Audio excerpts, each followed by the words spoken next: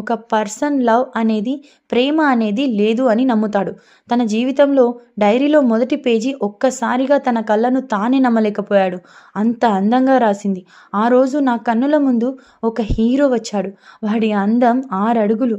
వాడి ఒత్తైన జుట్టు కాదు కాదు. వాడి దృఢమైన కనుబొమ్మలు కాదు కాదు.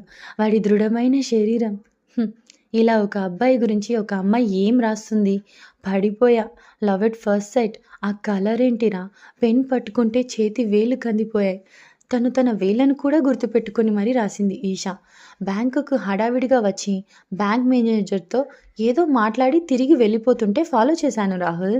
కొంచెం డిసప్పాయింట్ అయ్యాను. ఎందుకంటే రాహుల్, నువ్వు బ్యాంకు నుండి బయటకు వచ్చాక ఓపెన్ టాప్ బ్లాక్ కార్ ఎక్కినప్పుడు ఆ కార్‌లో నీ పక్కన ఒక అమ్మాయి కూర్చుంది. కానీ మీ గురించి నా ఫ్రెండ్స్‌కి, నా పేరెంట్స్‌కి అందరికీ ఆ క్షణమే చెప్పేశాను.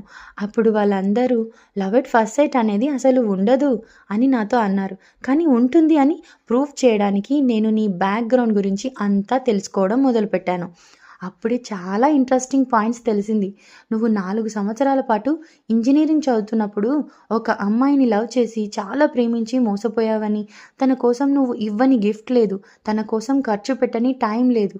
కానీ ఆ అమ్మాయి నీతో పాటు నీ బెస్ట్ ఫ్రెండ్స్‌ని కూడా నీలాగే లవ్ చేస్తున్నాను అని చీట్ చేసి నిన్ను నీ ఫ్రెండ్స్‌ని మోసం చేయడం నువ్వు తట్టుకోలేకపోయావు.